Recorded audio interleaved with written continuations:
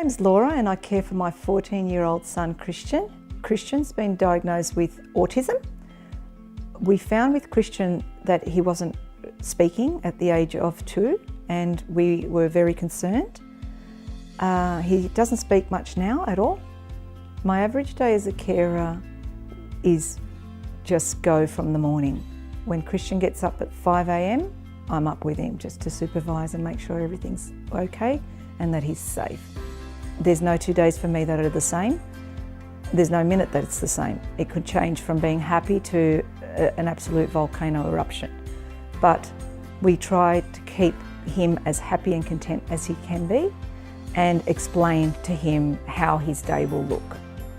With Christian, he will communicate to us through either putting on some music and making us interact with him, or playing the piano and asking us to sing with him by making us stand next to him, and we just all come together as a family. My name is Isaiah and I care for my brother Christian.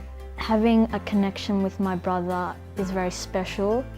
With music, I play the piano and he sings. In the early days when people would stare at me, for instance in the supermarket when Christian was having a little tantrum or whatever he was having, I found it really upsetting and it really made me feel uncomfortable. So just offering your help or saying, is everything okay, has such an impact on one's life when they're having that moment with their child.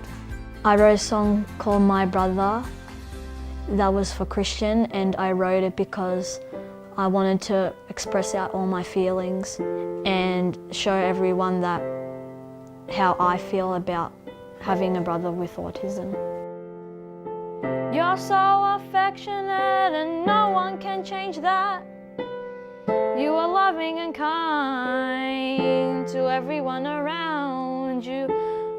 When you smile, it makes me so happy. When I get angry, remember I will always love you. I love you.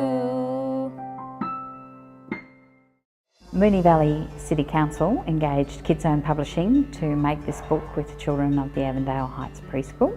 They have been walking, talking, looking, listening, and we've been making art with Verity, our artist. All of that content is gathered then and put into a book.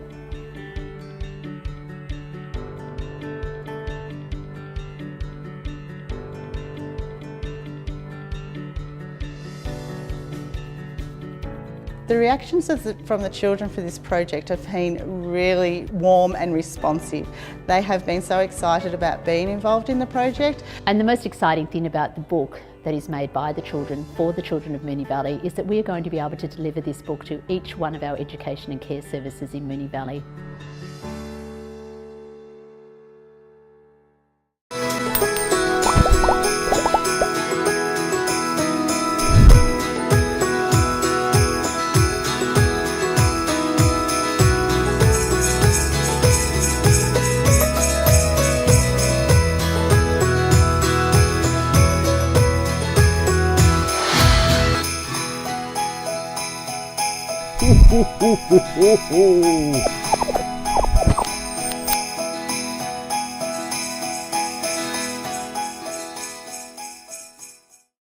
This year we're celebrating 50 years of library service within Moonee Valley.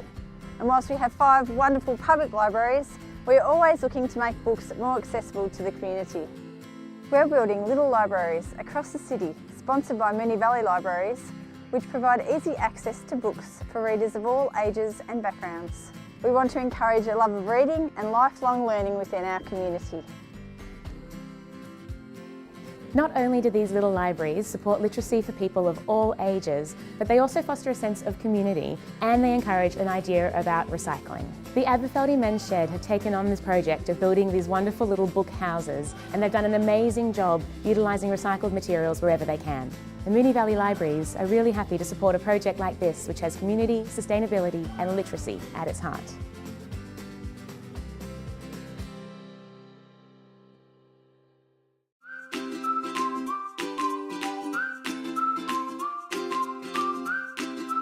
I think it's better to walk to school because we can get out, do some physical activity, look at the environment.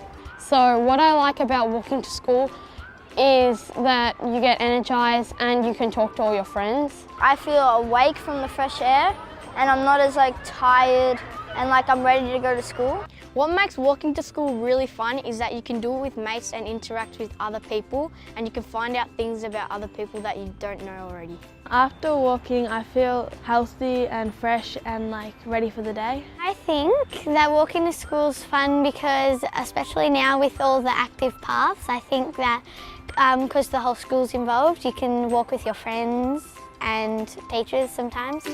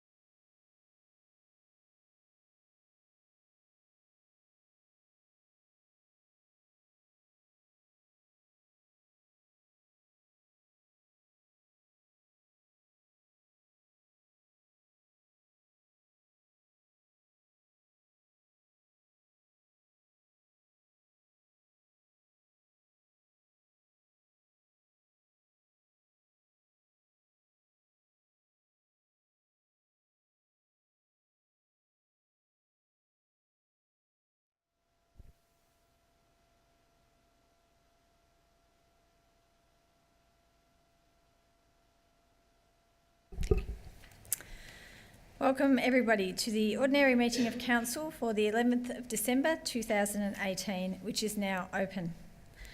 A very warm welcome to members of the public gallery here tonight, as well as those watching from home on the internet. Thank you very much all for joining us. As well as being live streamed, the recording of this meeting will also be available on our website, so attendees in the gallery are advised that their presence may be recorded. I would also ask that mobile phones please be switched to silent mode during the meeting. And whilst I have a number of people in the gallery and people online, I would like to wish you all a very Merry Christmas whilst I have the opportunity. On behalf of Moonee Valley City Council, I respectfully acknowledge the traditional custodians of this land on which Moonee Valley is located, the Wurundjeri people of the Kulin Nation, and pay my respects to their community members, elders and spirits past and present. We also extend our respect to other Aboriginal and Torres Strait Islander peoples here today. Councillors Nation, Marshall and Councillor Sypek are on approved leave of absence for this meeting tonight, and councillors, there are no apologies for tonight's meeting. Councillors, can I please have a mover and a seconder that the minutes from the ordinary meeting of Council held on Tuesday 27th of November 2018 be confirmed? Councillor Cusack, thank you. Do I have a seconder for that motion? Councillor Byrne, thank you. Are there any questions regarding the confirmation of minutes? No. I shall put that to the vote. All those in favour? That is carried unanimously. Thank you.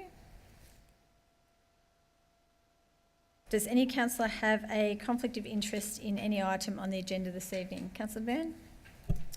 Thank you, Madam Mayor. I'd like to declare a direct conflict of interest in item 10.4 on tonight's agenda due to residential amenity. Thank you, Councillor Byrne. Any other councillor? No. Councillors, do we have any presentations this evening? No. And I don't believe that we have received any petitions or joint letters to be tabled tonight. I will now ask our Acting CEO, Natalie Rota, whether we have received any public questions. No, we haven't, Madam Mayor. Thank you. And we do not have any reports from special committee meetings tonight. So our first report on our agenda is 10.1, 3 Ross Street, Niddrie, construction of 8 dwellings in a design and development overlay. Councillors, do I have a motion? Councillor Byrne? Thank you, Madam Mayor. I would like to move a motion that Council issue a notice of decision to refuse to grant a permit in relation to planning application MV/257/2018 for the construction of 8 dwellings in a design and development overlay DDO 7 at 3 Ross Street, Niddrie, Lot 43 LP 8376 in accordance with the following grounds of refusal. Would you like me to read them out, or are they okay on the screen? Yes, please read them out. Yep. 1, the proposal fails to meet the overarching objective and strategies of clause 15.015S neighbourhood character of the Moonee Valley Planning Scheme and will result in an overdevelopment that fails to appropriately respond and contribute to neighbourhood character. 2, the visual bulk scale, form and layout of the proposal fails to meet the objectives and strategies of clause 21.06-1 neighbourhood character and clause 21.06-4 urban design, as it does not respect or contribute to the preferred character of the central residential 2 precinct and fails to appropriately respond to its location and surrounding context. 3, the proposal fails to satisfy the following standards contained within clause 55 bracket 2 or more dwellings on a lot bracket of the Moonee Valley Planning Scheme and does not achieve an acceptable outcome in terms of the following objectives. A, clause 55.02-1 neighbourhood character. B, clause 55.03-8 landscaping. And C, clause 55.04-8 noise impacts. 4, the development would present a visually dominant and unsympathetic built form to the area and will have an adverse effect on the residential amenity of neighbouring land. Thank you, Councillor Byrne. Do I have a seconder for that motion? Councillor Sorais. Thank you. Are there any questions regarding this report 10.1? Don't believe so. So, Councillor Byrne, would you like to speak to the motion? Thank you, Madam Mayor. I will. So this application came to Councillor Sypek and I in a consultation meeting early November, and since then we've both discussed with Councillor Sorais some of the issues that we have in and around Ross Street. And I've come up with this refusal, and people can see the grounds up on the screen before us. Basically, for those who don't have what's up on the screen, the application is for a 991 square metre block in Ross Street behind Keeler Road for 8 dwellings, which is 6 triple stories and 2 double-story dwellings, which make up 1 3-bedroom and 7 2-bedder apartments. Were 26 objectors. Yes.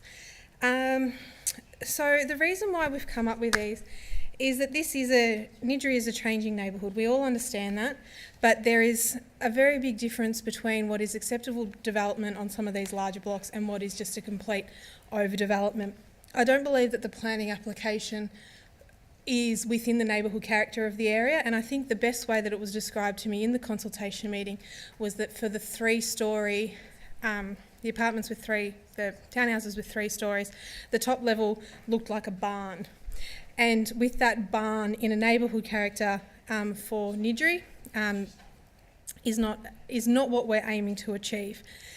One of the other things that came up with the 3 stories was In regards to the businesses that it's backing onto, which is the back of Keeler Road, they have the social spaces that go into that space. They're going to be too close and they will clash. I do fully respect that the applicant and the officers have worked together in terms of conditioning, putting up screens, but I just think with the extra height, it's still not appropriate taking up so much of the land.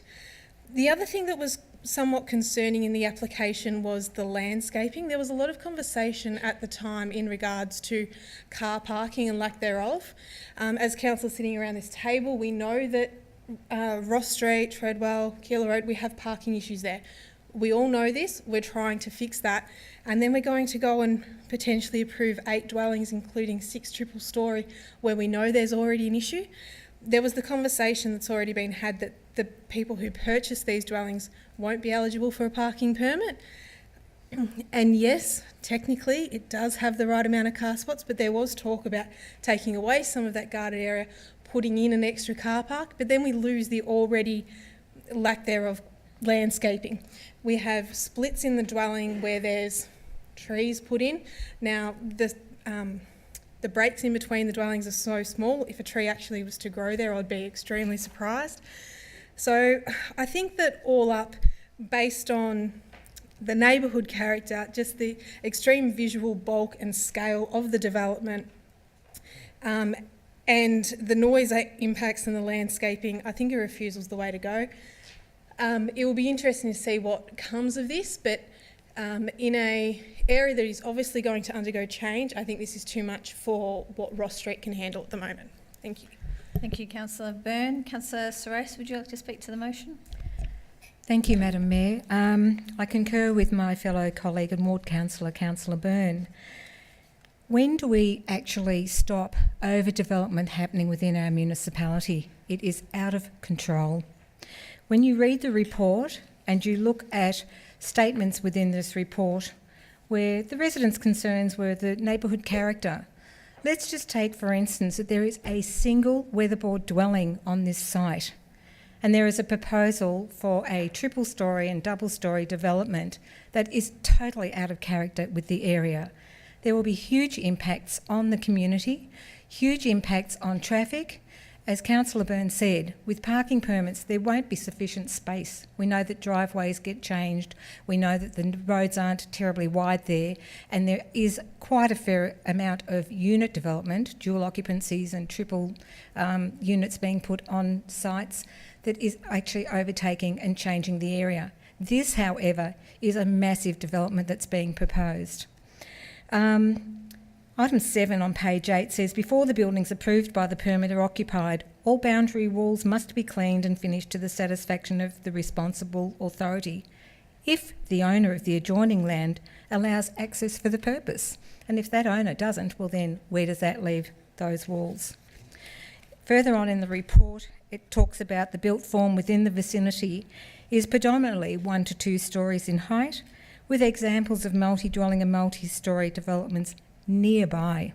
We're not talking about where there are single homes in the area and where we're looking at an application that wants to change the whole demographics of that area that we're speaking of at number 3, Ross Street.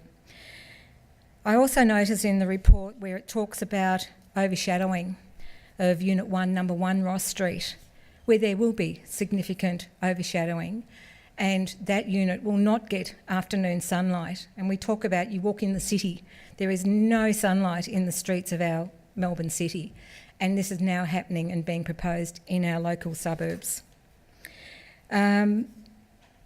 I don't believe that it will be in character, and as Councillor Byrne has said, with that top level of the community saying it looks like a barn, well, from having a nice single weatherboard there, which, look, no doubt there probably will be some changes there, to have a development that is quite an eyesore, I don't believe is enhancing for the people that live there and that they have to look at every day. We are seeing a complete change of the streetscape and surrounding areas and the character that's taking place in Niddrie.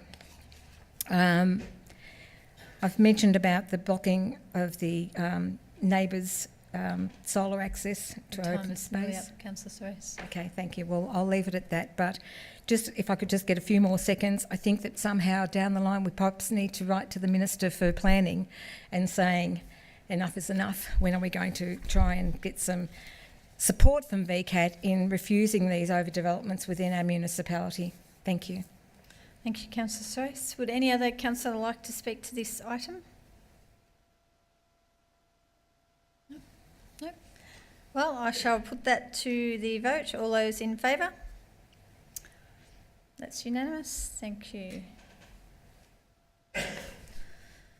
Item 10.2, proposed lease, Essendon Gem and Lapidary Club. Councillors, do I have a motion? Councillor Lawrence? Thank you, Madam Mayor. Yes, the officer's recommendation. Thank you. Thank you. Do I have a seconder for that motion? Councillor Gacci-Marici? Thank you. Would you? Are there any questions regarding 10.2, councillors? No. Councillor Lawrence, would you like to speak to the item? Yes, thank you, Madam Mayor. Look, it's been an awkward and sometimes confusing development, the Essendon Gem and Lapidary Club new home. But it is great to see a resolution for this club finally reaching the council chamber and giving them a permanent home potentially. This will resolve the ongoing issue that we've had down at Cross Keys Reserve with the old pavilion and the new alignment of the soccer pitch and the complete puzzle that the Cross Keys master plan is now being put together, and we can progress that.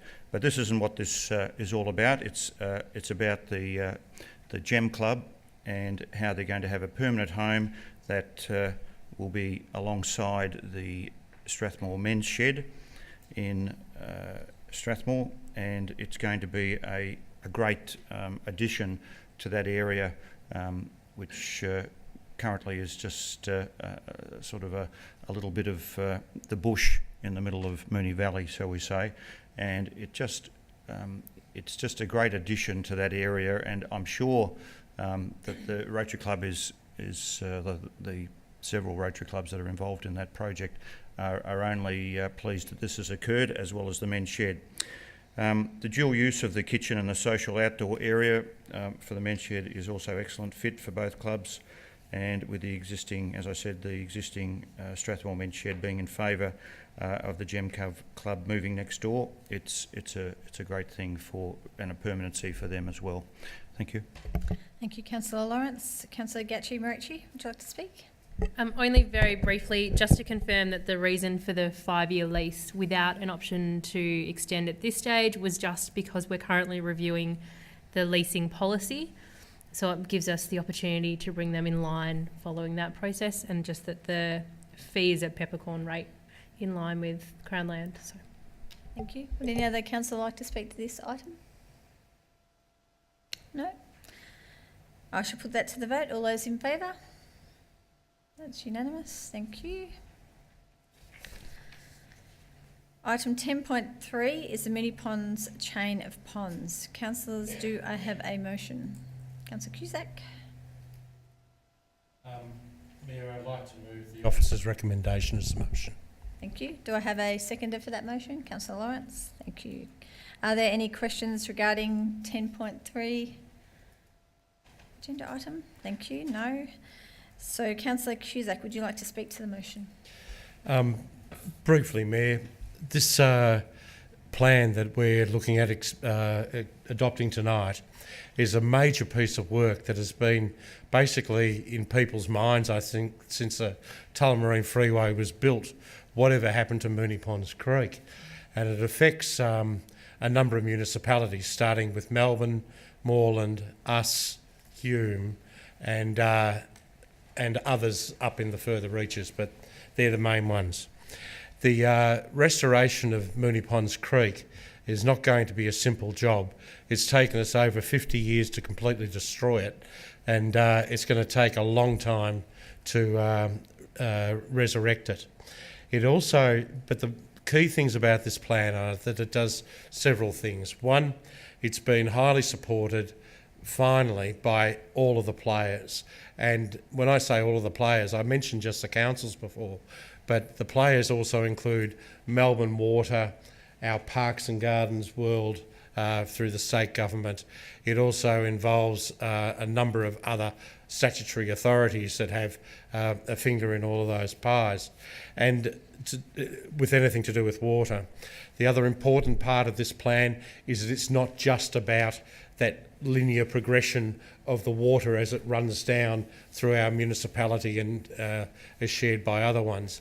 In fact, it's a really far-reaching plan that talks about how we harvest water coming down off the hills and getting into our waterways so that we can in fact start to do things like future-proofing our community and so on like that. The other big thing about this is that every local government is now putting in effort into this. So we now, and that effort is actually being realised in dollars and cents. And finally, there is, as part of this plan, and I really encourage people to read it, there are many, many thoughtful design elements that have been put into it to look at how you actually recreate the ponds. I'm not quite sure off the top of my head now. There were about 32 different ways of changing the water, the flow of the river and all the rest of it, of the creek and all the rest of it, so that we can return, obviously, native vegetation, so we can return the wildlife to it, so that we can create that permeability that was the natural permeability between one side of the creek and the other side of the creek when there were ponds existing. I talked to older people who live down in my neck of the woods around the back of the Travancore area, and they all had, back in the 40s, 50s and 60s, cows at the psychiatric hospital, and they used to walk across the ponds to get to the cows, to milk them and bring the milk home for breakfast and all the rest of it. A thing that didn't disappear until the freeway was created in 1967. I'm not sort of advocating going back to that sort of thing, but the question of permeability and enjoyment and natural recreation spaces and all the rest of it are critical, and this is why this plan is a really important step. Anybody who wishes to view it can go and have a look at it in our libraries and so on like that. It's the biggest piece of paper I've seen around. It's like a whole tablecloth size thing, but it's really well worth it. And if you happen to be involved with schools or any of the other community groups that are associated with the area, please bring it to people's attention, because it's absolutely fundamentally smart piece of work that is going to be a persuasive document in getting money out of government.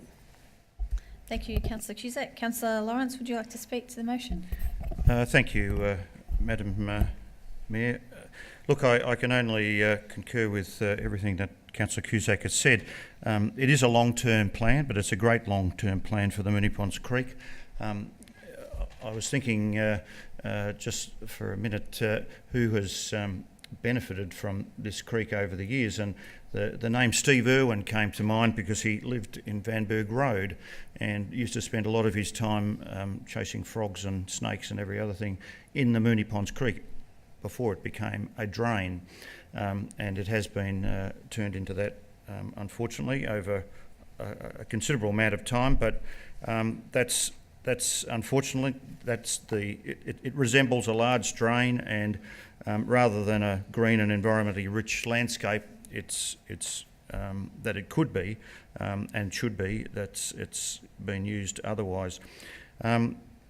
Now, as stated, the long-term plan to return the Moonee Ponds Creek to a form that has major outcomes, both environmental, social, economic and governance. These areas will address creek health, biodiversity, water quality and management, parkland, ongoing protection, flood risk minimisation, cultural heritage, better open space, community vitality, local jobs, ecosystems, recreation use, stakeholder interaction. So there's a lot of benefits that go with having a creek that is part of our community and can be used in the manner in which creeks should be used, rather than concrete drains. finally, and I won't go on because I think there's no arguing over the fact that this is a great idea and a great leap forward for the creek that runs along our eastern border. And overall, the long-term planning for a long-term future of Moonee Ponds Creek is to be commended. Thank you. Thank you, Councillor Lawrence. Would any other councillor like to speak to this item? I shall put that to the vote. All those in favour? Okay, thank you. That's carried unanimously. So next item is 10.4 and Councillor Byrne has a conflict. Yes, So thank you, Madam Mayor. As declared earlier, I've got a direct conflict of interest due to a residential amenity. Thank you.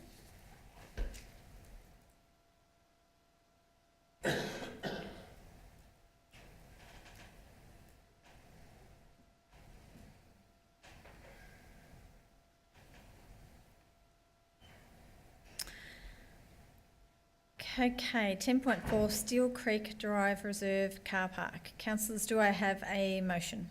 Thank you, Madam Mayor. Councillor Surace? I'll move the officer's recommendation as printed. Thank you. Do I have a seconder for that motion? Councillor Lawrence, thank you. Are there any questions regarding this motion before us, councillors? No. Councillor Surace, would you like to speak? I'll just speak briefly to it. I've actually been to see the site, and I'm so glad to see this is actually happening because it's taken years for the body corporate, the owners, to be able to get extra parking space there. It is a huge development on this site, and the roadway onto the site, or the internal roadway to all the units, is very narrow, and there is a piece of land there it's just dirt and gravel, and it's just been an eyesore. So to be able to have this maintained and then turned into a car park and provide extra provision for visitors, I think is a great thing. There's been a lot of development around Craig Street, so this is a great opportunity that's finally coming to fruition, so I'm very pleased with that.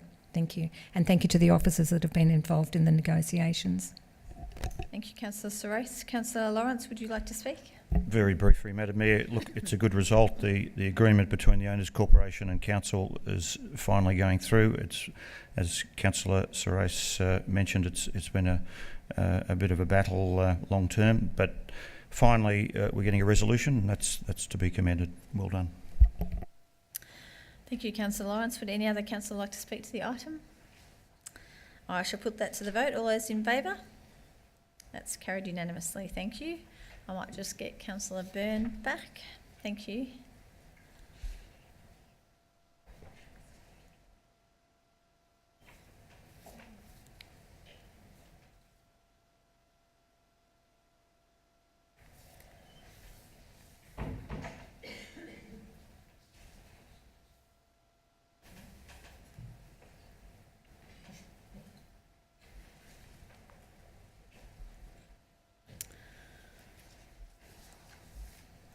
Thank you. Okay, 10.5, Advocacy on Aged Care Services. Councillors, do I have a motion? Councillor Cusack, thank you. Mayor, I'm happy to move motion in line with the officer's recommendation. Thank you. Do I have a seconder for that motion? Councillor Byrne. Councillors, are there any questions regarding this item? No, thank you. Councillor Cusack, would you like to speak to the motion? Thank you, Mayor, and I apologise to everybody for not turning my microphone on. The issues around aged care and the provision of aged care services is a very difficult one. Councils are struggling, not just within this municipality, but across most of Melbourne, about where we go to in terms of provision of aged care services. And there are clearly some issues that have a long way to go before they can be resolved. And it's not something that councils of their own can resolve them. It requires federal and state governments to actually take up the mantle and start arguing the cases about what is changing in our community and how the impact of having many, many more people who are getting older and living longer in our communities really means for us. And while councils are less and less becoming the first source of provision of services, we have a very important role for those people who are least able to access services and do it comfortably. And as we all know, that aged care brings with it a number of life-changing things as you go through that stage and of your life. So there are many things that are occurring, in particular, obviously, things around mobility and disability and so on like that, but also the capacity of families and so on like that to support. And of course, as many older people are now outliving even their children, and that's a possibility that we've never had to confront in the past. So the City of Darebin has very wisely, I think, sought to create a task force to start looking at these broader issues, to take up this incredibly vexed issue of competitive neutrality, and where councils can genuinely sit in partnership with the private sector in the provision of aged care services, rather than always being seen as somebody who's going to take away from the pool. Now, it just beggars all reason in my mind, where we've got a population in 30 years' time that is expected to be around 8 million people, that we're going to have a hell of a lot of very aged people in that community, and there's enough to, if you like to cut it up into beans and all the rest of it, there's enough for everybody to share in this. And so surely a sensible approach that talks about how we get to a workable solution that just doesn't see people as a bottom line, that protects the role of how government works. And we all know that the best providers of government services, local government. When it comes to getting things on the ground and getting things done quickly and getting things done with a bit of hope in your heart, it's local government that actually does it. People who are doing the planning stuff at other levels of government often miss that part of the equation. So this is about trying to change a long-term view and to tackle some very nutty, hard questions. And frankly, Moonee Valley Council can't do it on its own. It needs to form these alliances, and a collaborative approach amongst local government is a sensible way to go. Thank you, Councillor Cusack. Councillor Byrne, would you like to speak? Thank you, Madam Mayor, and thank you, Councillor Cusack, for moving this, and also thank you for the officers for bringing this one to our attention. So in June this year, as Councillor Cusack alluded to, us as a council voted unanimously to ensure that we were staying in the aged care space and going to continue aged care services for the continuation whilst we still have the CHISP funding. We're all well aware that there are massive changes in this aged care space, and it was a difficult decision. What are we going to do? Are we going to have issues down the track when it comes to competitive neutrality? I think that at the time we caught a lot of the Western municipalities, the Western councils by surprise in terms of staying in. We're a bit of a lone ranger there for a while, and we're definitely one of the first to make the hard decision to say no. We really appreciate how highly skilled our workers are. We really appreciate how much they offer to our residents in our community, and we need to stay in this space for as long as possible whilst we can, whilst we are still getting this block funding. Unfortunately, one of the things that is coming is the fact that the block funding is not enough, and fighting this, as Councillor Cusack said, on our own is almost impossible to do on a federal level. So it's really great that Darebin has come up and is creating this somewhat task force. So we can all work together and we can really get numbers behind it and really advocate towards saying this is such an important part of what councils do, aged care. We want to stay in it, we want to keep going, but we're just not getting the funding enough. I find their dot point 3 really interesting. I'm not sure how we'll go in the advocacy in terms of how we're going to go for competitive neutrality.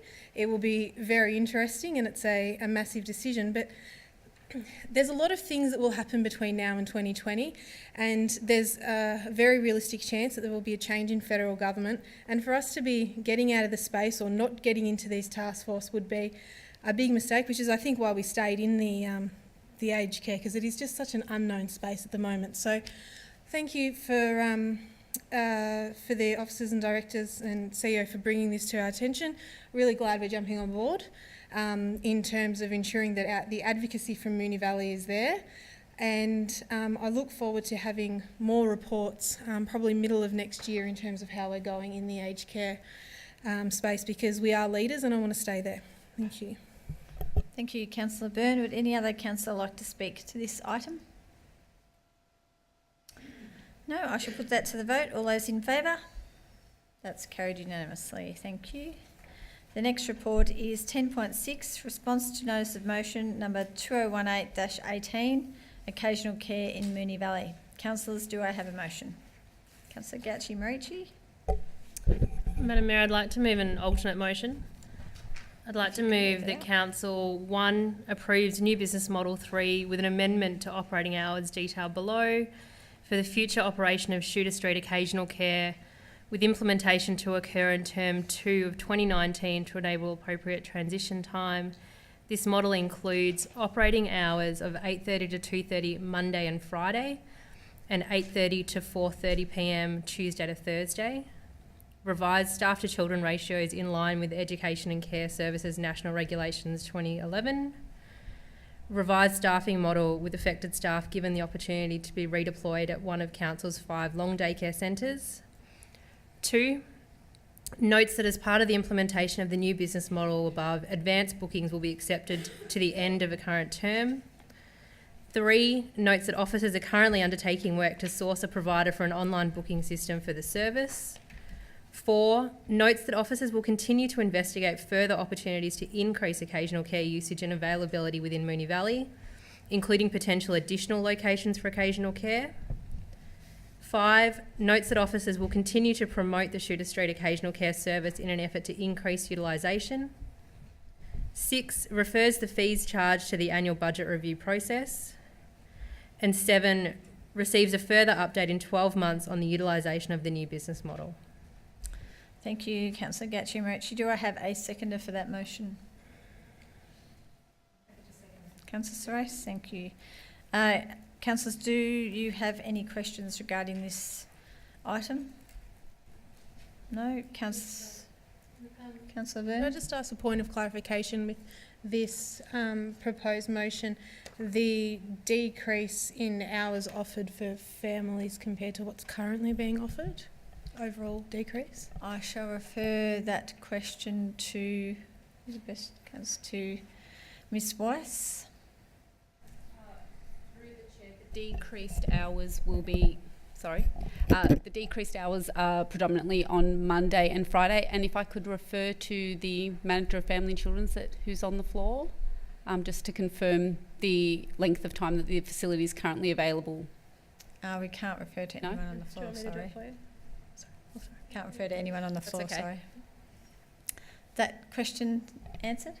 Oh, no. Ms Writer, would you like to further answer that question? Thank you, and through you, Madam Mayor, it's in the order of an hour and a half on for the 3 days a week, for 2 days a week, and half an hour for the other 3 days.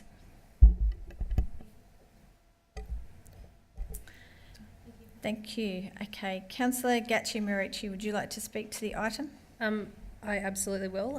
Just before my time starts, if I can just confirm that the current Shooter Street operating hours, as per the report, are 8:30 till 3 on Mondays, 8:30 till 5 on Tuesday till Fridays.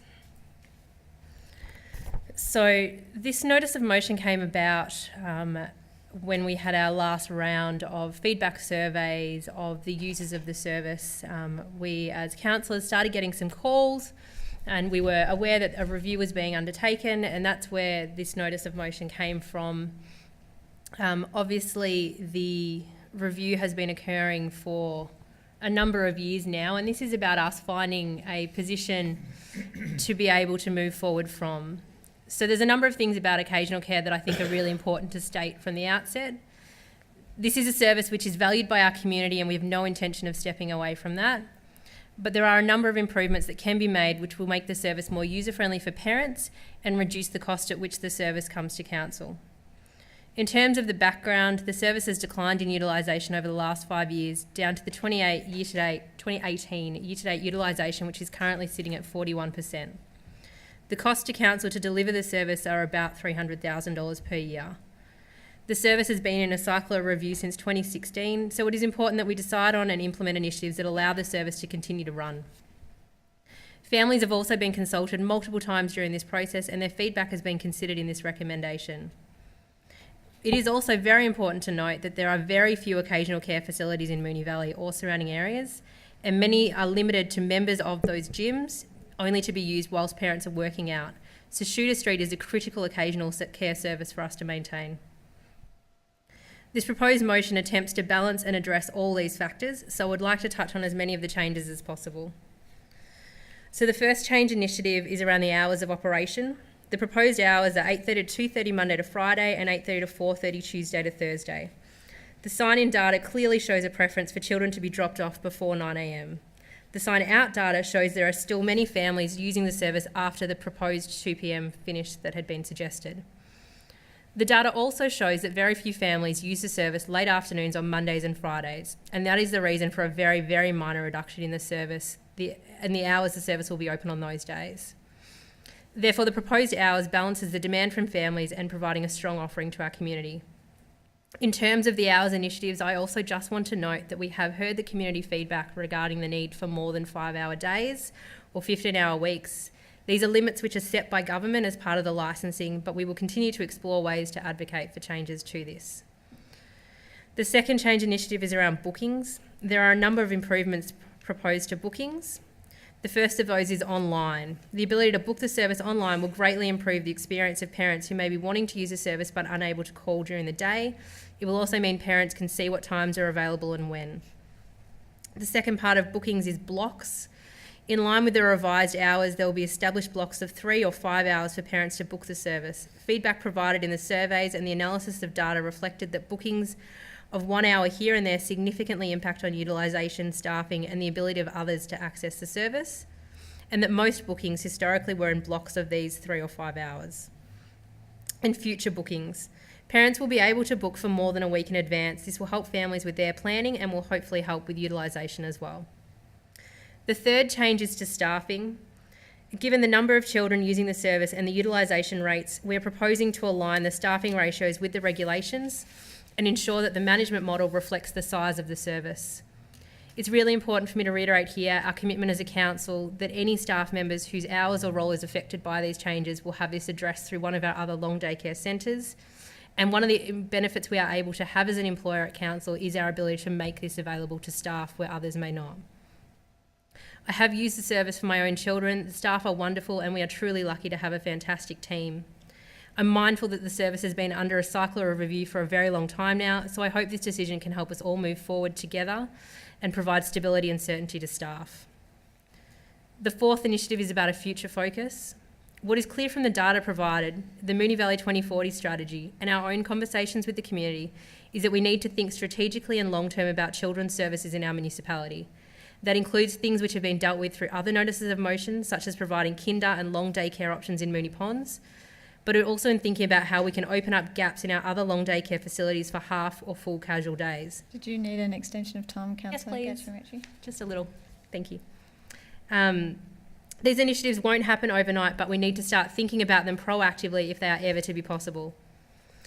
The fifth initiative is about promotion. There's little point in us investing the time and effort into making occasional care a success if we do not continue to promote the service to anyone and everyone who will listen, and we are committed to doing this loudly and proudly.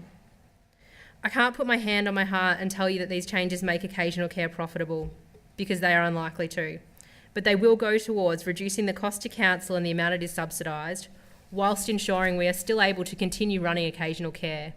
And in the same way that we invest in our local traders or our sporting clubs, that cost should be seen as an investment in our community. That investment provides families with respite. It provides families with the ability to work, study or attend appointments, and it provides children with much needed socialisation. Through all these initiatives, I hope we can continue to provide that much needed and greatly valued service to our community.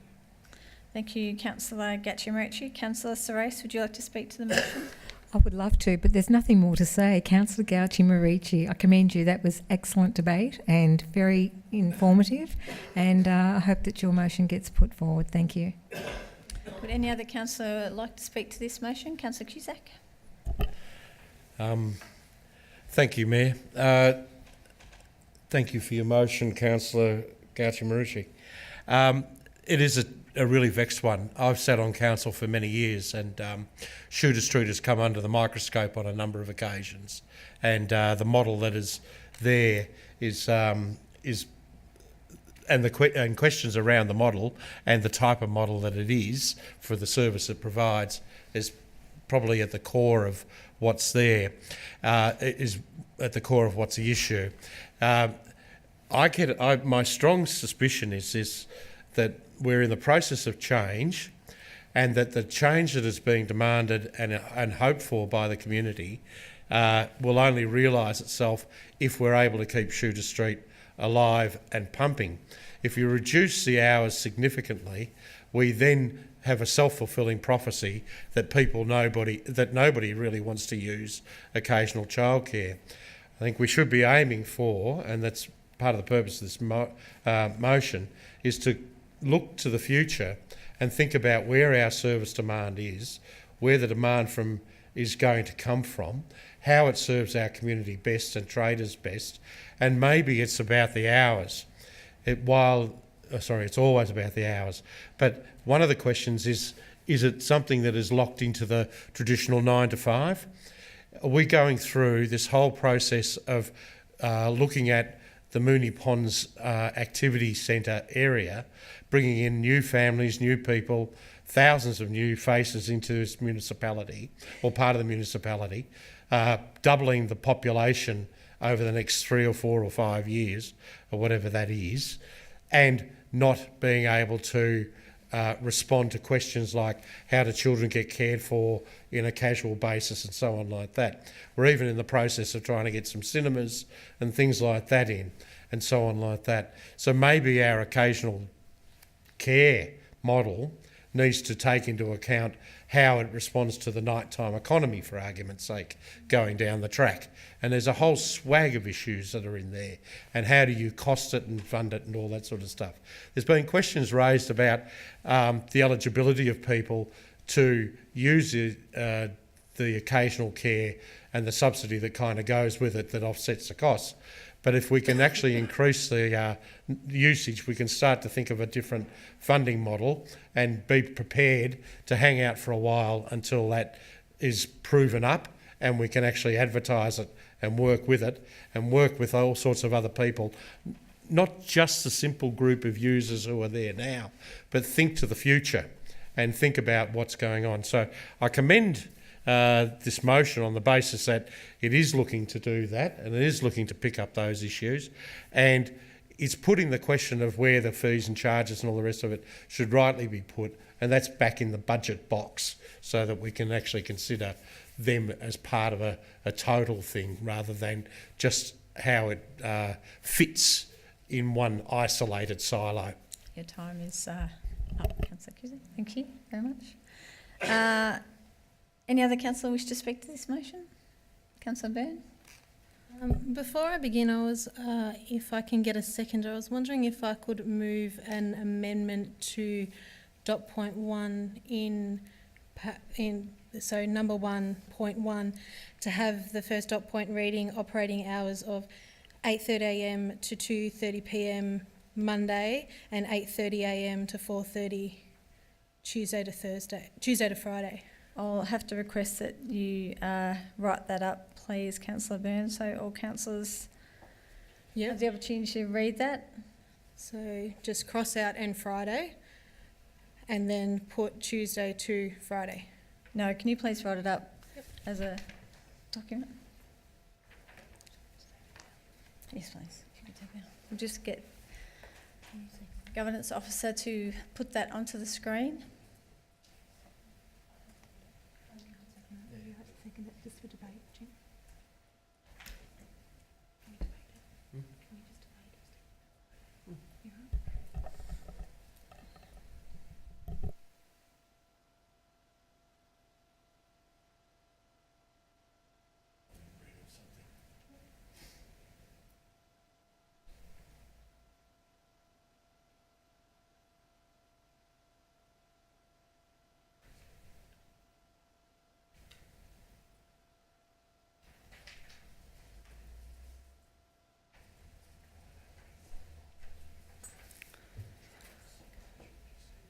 So there is an amendment on the floor by Councillor Byrne, reading the proposed motion as above on the screen, altering point 1, the dot point in point 1, operating hours of 8:30 a.m. to 2:30 p.m. Monday and 8:30 a.m. to 4:30 p.m. Tuesday to Friday. So, councillors, do I have a seconder for that amendment? I'm happy to move that. Councillor Cusack moves the amendment. So, Councillor Byrne, would you like to speak to the amendment? Thank you, Madam Mayor.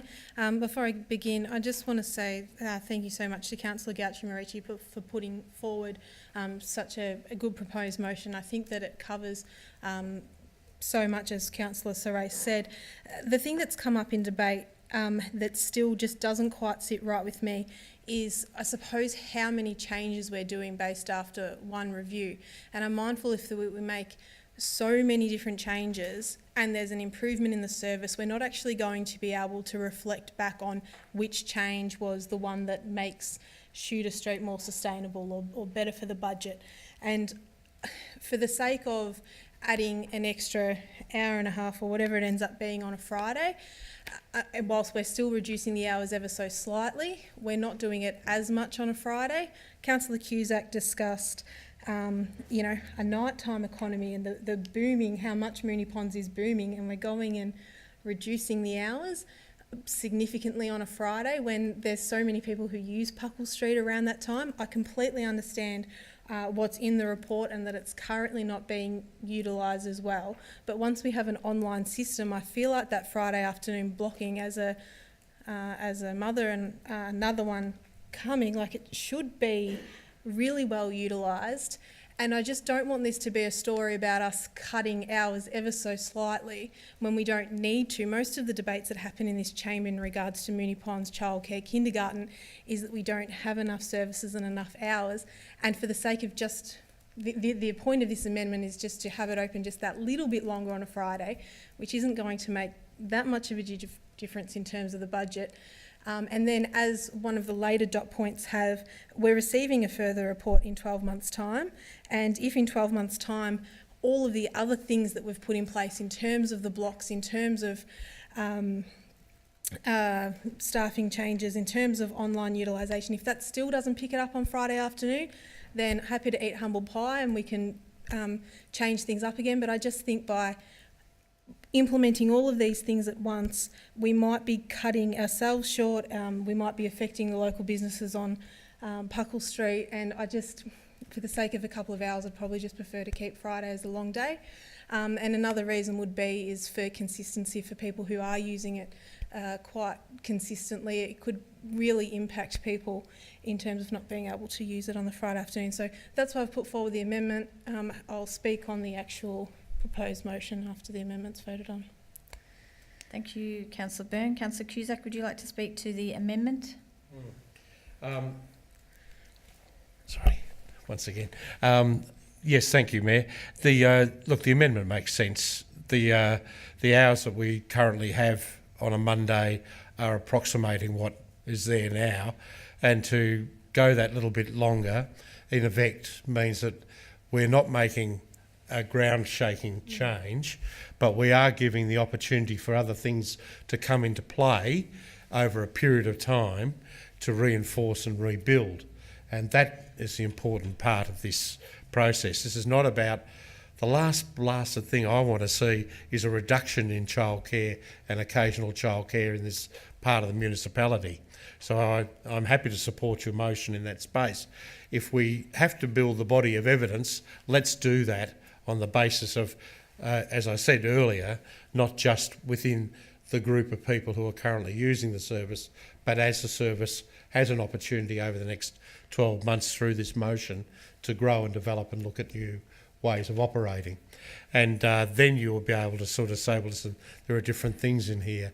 And there are many people I know who would appreciate the opportunity to be able to nick down to Moonee Ponds and do things on a Friday afternoon when they haven't quite been able to do it otherwise, And of course the traders would appreciate, I would have thought, a little bit of flex so that people who need to be able to work in and around the neighbourhood and keep appointments and so on like that can do so until as late as you can possibly do it on a Friday, which is at the end of the day 4:30.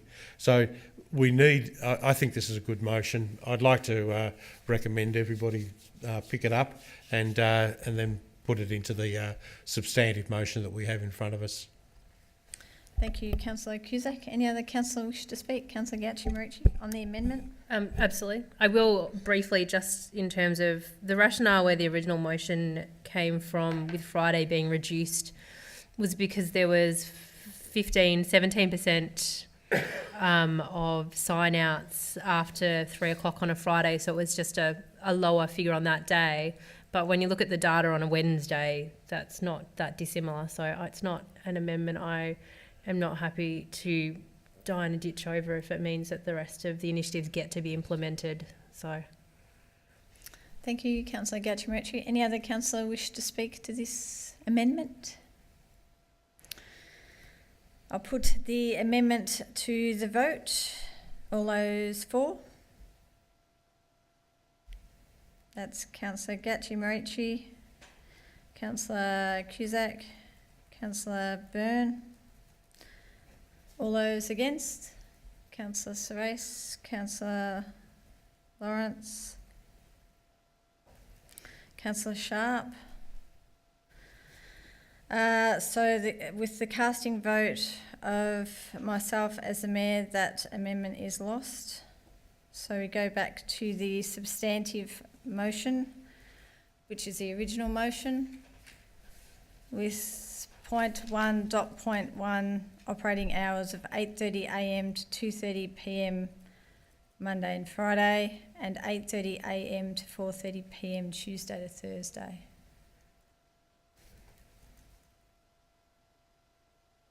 So does any councillor who did not speak earlier wish to speak regarding the motion? Councillor Byrne? Yep. Thank you, Madam Mayor.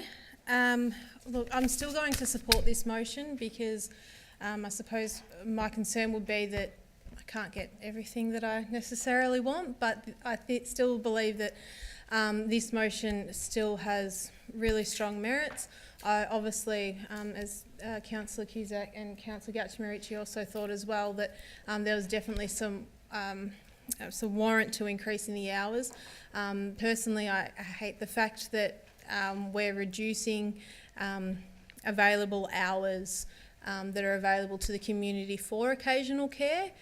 But my concern is that this is still a significant improvement compared to what the officer's recommendation was, and if I'm not willing to compromise, then we might end up with nothing. So we definitely don't want that.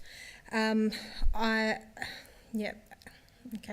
bit sort of lost for words, but thank you to Councillor Gauci for putting this forward. I'm really looking forward to discussing this further in the budget in terms of how we can make this a more sustainable service for our community, how we can tie in the economic benefit to Moonee Ponds, which is already struggling with all of the development and traffic and whatnot.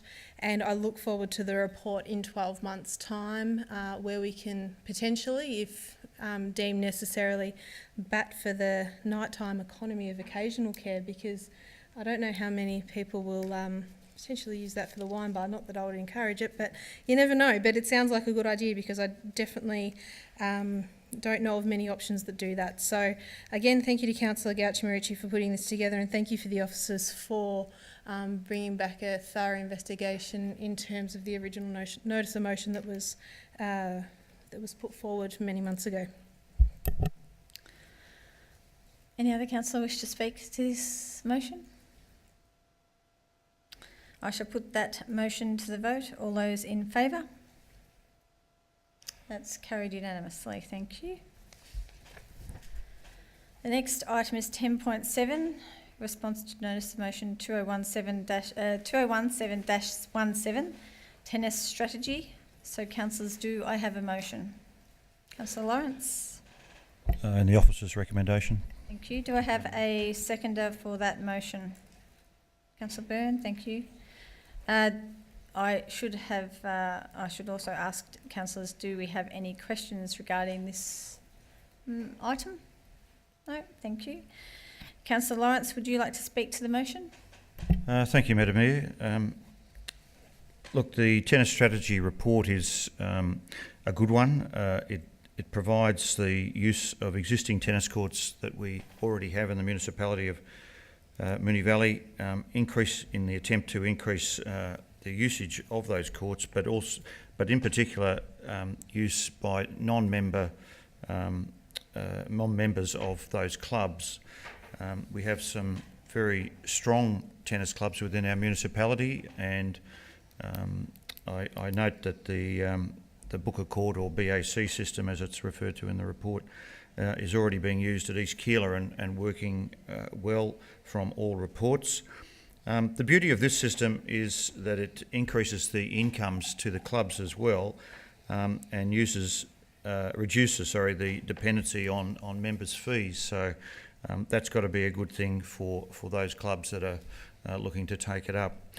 The collaboration is also good between Tennis Victoria, the Moonee Valley City Council and the local tennis clubs in our municipality. It's a great introduction for those people who are not members and who maybe are just social players in tennis, and there's a lot of them out there that never would particularly, let's say, rush out and play at a club that already only provides a membership base. But here's an opportunity to use those facilities that are spread right throughout our municipality, from Avondale Heights to Maribyrnong Park, if those clubs take up the offer. And it gives that opportunity to introduce people, as I said, to the sport of tennis, who might not otherwise play the game, and that may kick on to those people actually becoming members for the club. So again, there's a roll-on effect just from a membership base. It also encourages people within the municipality to be active and to be involved in a sport that is very active, and I can personally vouch for that, having played the game myself for a long time. It's a great sport both socially and you can play it from all genders. And that again is one of the few sports that you can actually do that. So I think I recommend the report and hope other councillors think the same. Thank you, Councillor Lawrence. Councillor Byrne, do you wish to speak? Yes, thank you. Thank you, Madam Mayor, and thank you, Councillor Lawrence. So there's been a lot of work that's been put into this, and I'd like to thank all the staff that have been working on it. Back in probably the January of 2017, when the Australian Open's on, I'm sure a lot of councillors, we get complaints that everyone decides to pick up a tennis racket in January after being inspired by the Australian Open, and then by the June of 2017 put forward a notice of motion saying we have to do something to ensure that people who want to be able to get on a court can somehow be able to get on a tennis court. So that was in June 2017, and we needed to have a future plan for tennis for the municipality, both on the leisure front and on the competitive front, so that the clubs stay competitive. So back on the 14th of August this year, we received a great draft tennis strategy which spoke all about the growth in tennis and how and what the best way forward by working with Tennis Victoria and the clubs and the Moonee Valley staff in terms of to be able to get everyone on board, increasing the participation, as Councillor Lawrence said. That went out for draft consultation, and there is a summary of the consultation feedback, the cost, the responses and implementation plan in the report. It is extremely thorough. It speaks a lot about the Booker Court process, And it's really interesting reading through the 7 clubs in terms of what their thoughts are. To get that individual feedback, it is quite interesting to see how different they are between clubs, and how for the first time in a long time we're going to have a tennis strategy going forward. I think that it's great. I think we're definitely heading in the right direction. The implementation won't be until in the end of this financial year. So for all of the people who are going to get excited in January this year, East Keilor has already implemented it, so use the book of court for them, and then the other ones will come online hopefully later, assuming everything goes smoothly. So that's all, but it's looking good. Glad there's movement in this space. Thank you, Councillor Byrne. Would any other councillor like to speak to this motion? Councillor Cusack. Thank you, Mayor. Just a couple of observations. First of all, this is an idea that's had its gestation in a few different places, but I remember it coming to individual clubs coming to council to seek a community grant around being able to book courts and things like that. And rather than doing it as a bit by bit sort of thing, we've actually landed on a very good space here, whereby we can do this in a cohesive and a comprehensive sort of way. Great. I am a bit surprised, I suppose, by some of the comments of some of the clubs about where they see this going to and how it can be used, and I'm hopefully those clubs that have negative feelings towards it may change their opinion over time, and let's see them do that. I think that the obvious advantages around flexibility and the potential for new members, the potential to bring in some income into the clubs and so on like that, and to be able to run this at a minimal cost for the club is a really important thing. The final comment that I want to make is this should be the initial starting point for our council to look at how the whole booking process for everything that we have in terms of sporting facilities and recreational facilities goes. And I hope that we can somehow upscale this and work it in its body into other things, so that when we eventually do that work around leases, when we eventually have the opportunity for different crews to go in and do stuff at our pavilions and so on like that, or to be able to book places down at the incinerator to do things like come online with the clock tower, etc. like that, will take a lot of heat out of all sorts of things that our community has as an expectation, and which is a really difficult thing to juggle and put all together in one hit. And as has already been pointed out, it ain't going to happen overnight.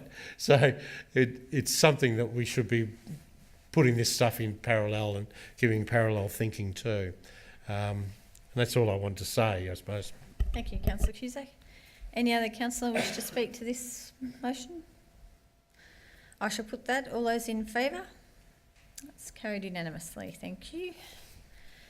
So 10.8 on our agenda is the Moonee Ponds Activity Centre Special Rate and Charge Renewal. Councillors, do I have a motion? Councillor Lawrence. Thank you. Do I have a seconder? Councillor Cusack. Thank you. Does any councillor have any questions regarding this item? No? Councillor Lawrence, would you like to speak to the motion? Thank you, Madam Mayor. Very briefly, the intention of the special rate scheme in Moonee Ponds is to improve and increase the visits of people into Moonee Ponds Activity Centre, and obviously to flow on from that would be the spending that they would hopefully do at the traders in that area. It's a conglomeration of everybody chipping in, and so there are some traders that will pay a little bit more than others who maybe take up a bigger land space. However, the intention is obviously all about supporting the growth of the activity centre in Moonee Ponds, and that endeavour to have a high level of activity and both a day and night economy, which of course we all talk about and hasn't quite happened yet in Moonee Ponds, and we question why it hasn't, and that's probably a question for another day. But certainly it increases the viability and the vitality of businesses in the area, and I know the Moonee Ponds Traders Association has got a great deal of benefit from if we look back this year, the Winterfest and the ice skating ring that was put on there. They had obviously hand in hand with council, but that's the type of initiative and promotion that can go on, and we only have to look up in Ningery at the moment with the Ferris wheel, and that's another trader organisation. But this one is a good scheme and one that I recommend. Thank you. Thank you, Councillor Lawrence. Just confirming you're moving the officer's recommendation. I'm moving the officer's recommendation. Thank you. Councillor Cusack, would you like to speak to the item? Yes, thank you, Mayor. I'm confirming that I'm supporting the officer's recommendation. The special rates scheme has been around for a long time, obviously. It's now at something of a watershed, and it's a really important time for us to reflect on the purposes of this scheme. And I know that there's often the pushback by some traders, the usual old line, what do we get out of it? And I'm sorry to say that there are many traders who think in that space are also the traders who are not adding much to the life of what is Moonee Ponds. And the very question that was raised by Councillor Lawrence is that, you know, where you need active thinking and adventurous thinking, they're not providing it. And yet they have the great opportunity to do so because they're putting a bloody penny onto the top of the stump here, and so this buy-in is a really important thing. I just wanted to reflect on a few things. Councillor Lawrence finished off saying he was talking about the new energy that has been created through some of the work that's been done over the last year or two by some invigorated traders and the way they're organising themselves. And the Winterfest was a great success, even though some people complained they couldn't get a car park. Well, lots of people are complaining they can't get a car park, so it wasn't just a Winterfest. But there are also, what can grow out of that, a whole lot of other initiatives. And I know that the traders are already working around that through their progressive dinners that they're doing, which has been small but really well attended, small but has got a loyal attendance, should I say. But there's things like improving our alleyways and laneways and bringing markets back onto the street and all sorts of things like that, which could truly invigorate the whole of Moonee Ponds through this trader scheme. There's also the fact that many new traders are going to be in Moonee Ponds over the next little while. Just about every development, while we're all looking up at the sky at 30 odd levels, there's down at ground level lots of little shops that are going to pop up. And so they will all be contributors to this. They will all be part of making Moonee Ponds come alive. And so the pool, hopefully, becomes a really active pool.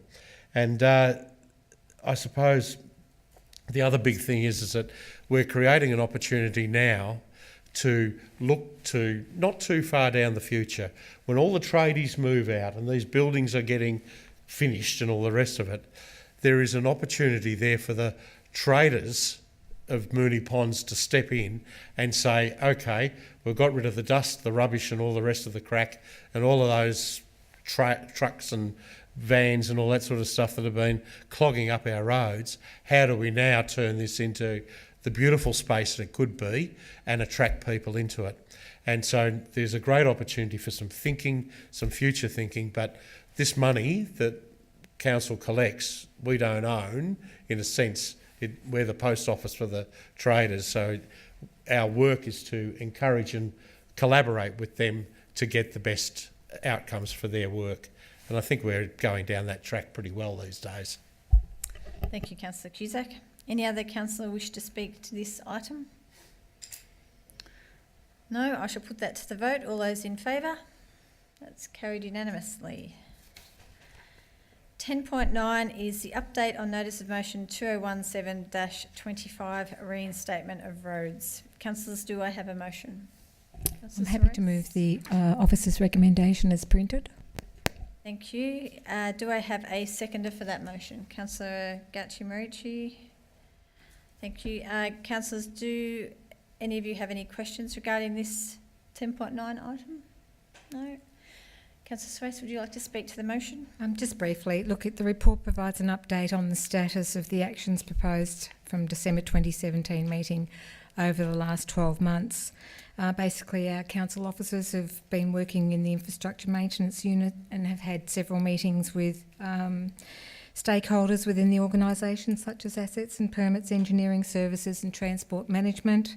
They have met with officers from the Hume Council who have implemented measures proposed within the report. There's been meetings with representatives from Vic Roads North West Operations Centre and obtaining advice from the MAV. So basically what we're doing is proposing that the issue of the notices to service authorities will allow council to better manage the timelines and quality of reinstatements on local roads. We all know how they can be left quite messy by different authorities and different developers and builders, so we're just trying to tidy things up, so to speak, and make sure that people are complying, and if they fail to comply then there are penalties for that. Thank you, Councillor Soros. Councillor Gacci-Marici, would you like to speak? No, thank you. Councillor Soros was comprehensive. Would any other councillor wish to speak to this item? I shall put that to the vote. All those in favour? That's carried unanimously. The next item is 10.10, 323 to 327 Napier Street, Strathmore, proposed land transfer. Councillors, do I have a motion? Councillor Lawrence, what would you like to move? Thank you, Madam Mayor. I'd like to move the officer's recommendation as printed. Councillor Lawrence. Do I have a seconder for that motion? Councillor Gacci-Marici. Councillors, are there any questions regarding item 10.10? No. Councillor Lawrence, would you like to speak to the motion? Extremely briefly, this is a, and thank you, Madam Mayor, an issue that's I notice has been hanging around council for some time, and it's just again, as we take the previous motion, a tidying up of an issue that needed to be sorted out. There's no real costs other than the plan of subdivision and registration to council, so good outcome all round, and nice to know that there's an agreement with local resident or traders, I can't remember which, in relation to the land and getting things sorted properly for the car park and access into the future. Thank you, Councillor. Councillor Gacci-Marici, would you like to speak? Any other councillor wish to speak to this item? I'll put that to the vote. All those in favour? That's unanimously carried. The next item, 10.11, update on Vic Roads Children's Crossing Supervisor Subsidy Program. Councillors, do I have a motion?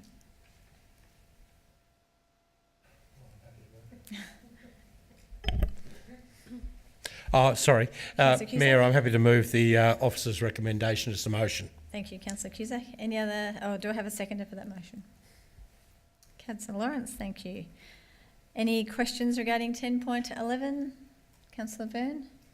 Thank you, Madam Mayor. Could I ask through you to the most appropriate person that if someone's not happy, particularly with, or a group of people aren't happy with particular crossings that have been, that aren't funded anymore, or crossings that aren't on the list and should be funding, what the best avenue for them is to, to take? I might ask our acting CEO, Ms. Reiter, to clarify that. Thank you, and through you, Madam Mayor. This report is recommending a very sort of conservative approach with only a move away from 3 crossings and an intention as articulated in the consultation section to do significant consultation with those groups. If at that time it becomes apparent that we've got a significant problem, rest assured officers will bring that back to councillors for consideration. Thank you. Any other questions? Councillor Cusack, would you like to speak to the motion? Certainly, Mayor, thank you. This motion that we have before us is a reflection of how change is occurring in our community.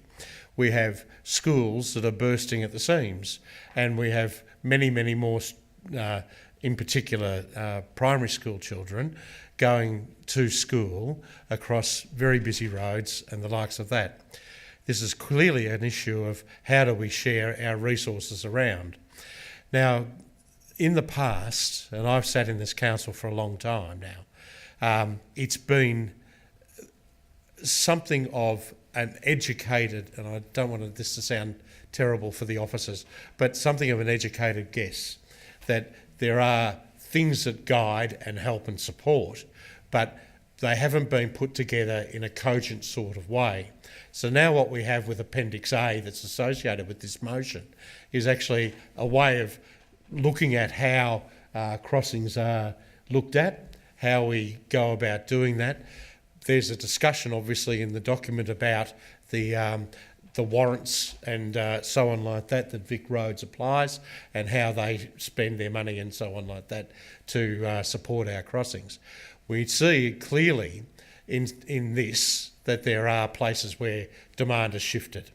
And if we're going to be genuine about sort of getting the best outcomes for our kids in terms of their safety, we have to make those changes accordingly. So obviously we are going to continue on negotiating with Vic Roads for the best dollar outcome that we can get. We're going to obviously allocate whatever we get from Vic Roads to do what we can and top it up with the council money. But there are, unfortunately, and I've got to note that there are several crossings that we're talking about discontinuing. And they are done on the basis of what we have in Appendix A, so that there is an evidence and a statement around that. And two that fall into my area as a councillor in Moonee are obviously the one in Pin Oak Crescent and the one in at the back of Travancore, at the back of Flemington Primary School. The one in Pin Oak Crescent is a long way from the school, a hell of a long way. And one of the conditions about having a controlled school crossing is that the crossing should be taking the kids straight into the school.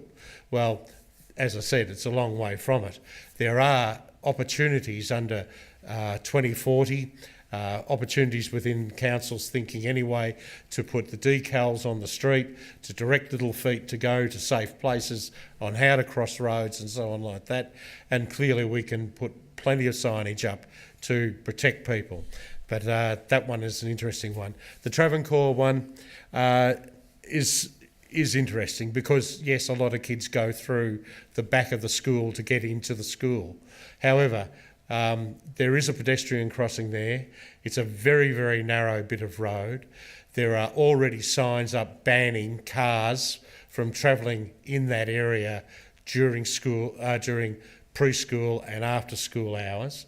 And there's also parabolic mirrors, and there's plenty of signs there. And if you want to walk on Cashmere Street, you can walk on the side where there's no roads coming in. The other side, which has Majura Street, the corner of, not Majura, Mangalore Street, where the Arthur Colwell Park is, kids will nick across there anyway. But crikey, it's not as if you can go very fast in that neighbourhood. The last time we looked at that, in fact, was probably about 10 years ago at that crossing, and yes, it was saved at the time, but since then council has made changes. Anyway, just overall, I want to commend all this motion to all of the fellow councillors. I think it makes sense. We finally have a recognised rule by which we can actually make a judgment. And secondly, we have all the backup stuff that comes with 2040, with consultation, better moves around schools, all of those sorts of things, support for walking school buses and the likes of that, which haven't been in play over the years when previous decisions were made. Now we've moved on. It makes sense. Thank you, Councillor Cusack. Is that on? Yes. Councillor Lawrence, would you like to speak to the item? Thanks, Madam Mayor. Look, the bottom line with all of this to me, and I'm not an expert on children's crossing supervisors, and I just read the report for what it is. But the fundamental thing that comes through to me is that this provides a funding arrangement for those children's school crossings that have the need for the greatest road safety benefit. And if I take that verbatim, then I know that our council officers are doing the utmost to keep our children safe, and that's a good thing. I will just add a clarification to Councillor Cusack, and that is that Waverley Street is in his neck of the woods as well, and does fall within Moonee ward, so as well as our own ward at Buckley. So just point well taken, Councillor. But other than that, no, I take this report as being a serious report and one that's been thought about. So thank you. Thank you, Councillor Lyons. Any other councillor wish to speak to this motion? Councillor Byrne. Thank you, Madam Mayor. I agree with the officer's recommendation that Councillor Cusack has moved. I just wanted to note that I respect the acting CEO's advice in terms of if there is any issues with the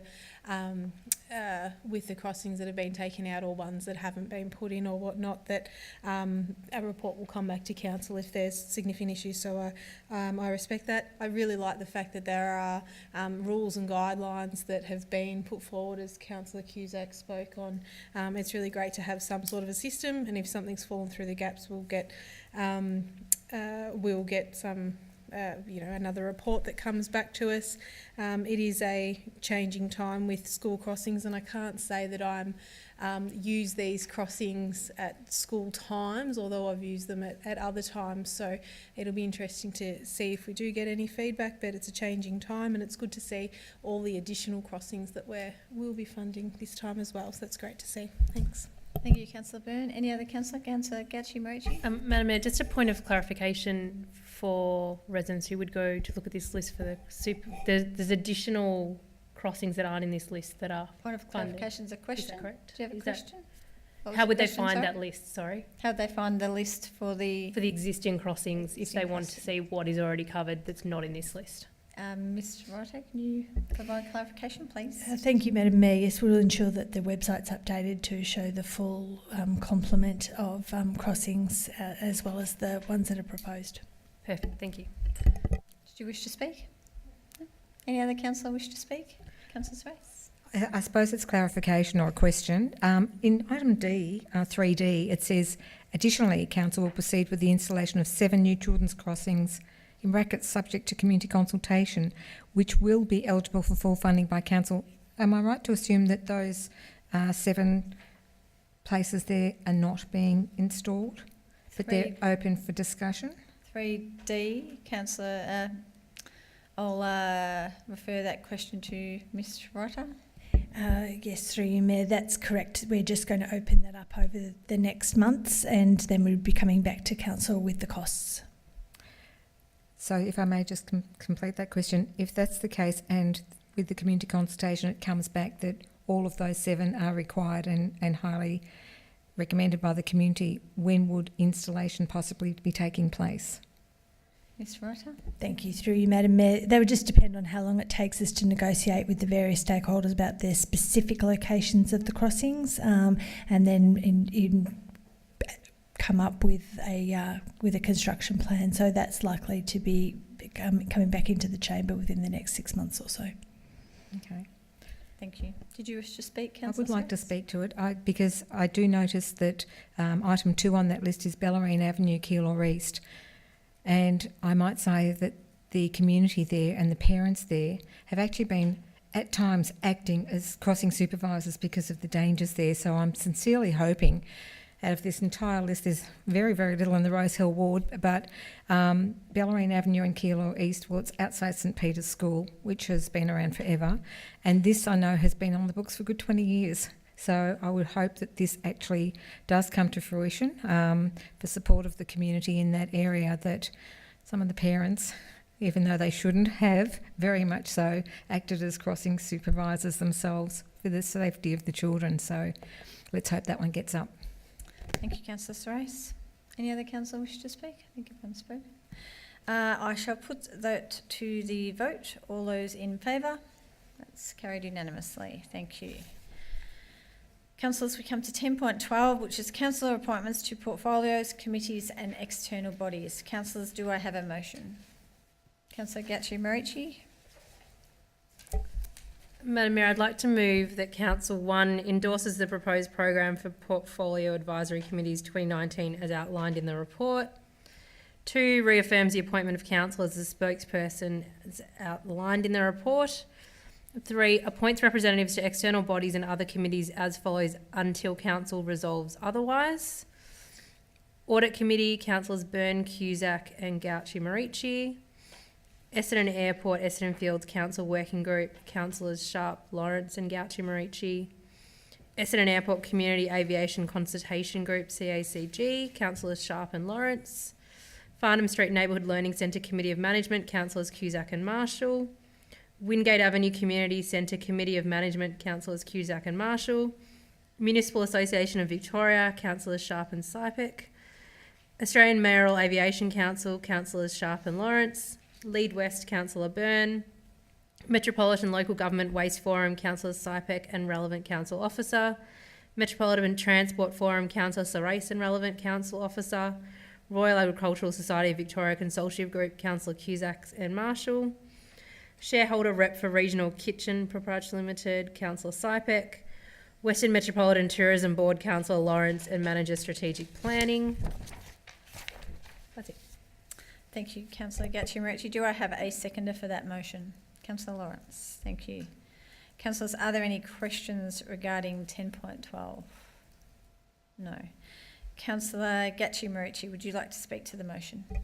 Just very briefly, for anyone who hadn't picked up on the wording of this motion, it carries over the current appointments until we issue new ones. Just given there is obviously a reasonable portion of council that are on leave at the moment, it gives us the opportunity to review membership of those committees and representatives as a group together once everyone's back on deck. So it just means we are covered in that period. Thank you. Thank you, Councillor. Councillor Lawrence, would you like to speak to the motion?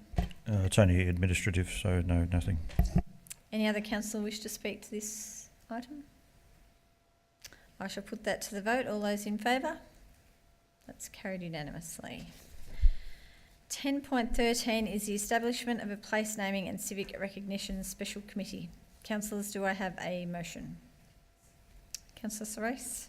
I move the recommendation as printed with the inclusion under, on page 116, Buckley Ward Councillor Mayor Councillor Sharp, Moonee Ward Councillor Cusack and Rosehill Ward Councillor Deputy Mayor Councillor Sypek. Thank you, Councillor Swace. Do I have a seconder for that motion? Councillor Lawrence, thank you. Does any councillor have any question regarding 10.13? Councillor Sarais, would you like to speak to the motion? Not just briefly, just in relation to this, it actually just broadens it. I think traditionally it was the Mayor and Councillor and the Deputy Mayor and the CEO that would make decisions on place naming or civic recognitions, whereas this way it opens it up a little bit. We have a representative from each ward and I'm sure that any decisions made come through to Council anyway, so it's just procedural. Thank you. Thank you. Councillor Lawrence, would you like to speak to the motion? No, it's relatively administrative and a name from each of the wards to the naming committee. It's good. Any other councillor wish to speak? I shall put that to the vote. All those in favour? That's carried unanimously. 10.14, Assembly of Councillors. Councillors, do I have a motion? Councillor Lawrence. As per the officer's recommendation, as printed. Thank you, Councillor Lawrence. Any other second? Do I have a seconder for that motion? Councillor Gatchi-Marici, thank you. Are there any questions regarding 10.14, councillors? No. Councillor Lawrence, would you like to speak to the motion? No, it's as per the report. Councillor Gatchi-Marici, would you like to speak to the motion? No, it's fairly self-explanatory. Thank you. Any other councillor wish to speak? I shall put that to the vote. All those in favour? That's carried unanimously. Thank you. Item 10, notices of motion. We do not have any notices of motion tonight. Urgent business. Councillors, do we have any items of urgent business? No. Do any councillors have anything that they would like to report on in their roles as delegates? No. The next item of business is confidential reports, and there are none this evening.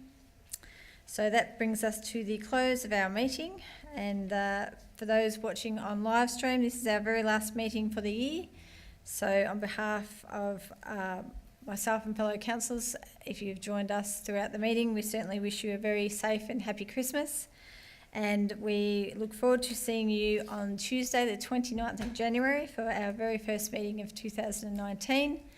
And thank you very much for joining us throughout the year, and we wish you well. Thank you.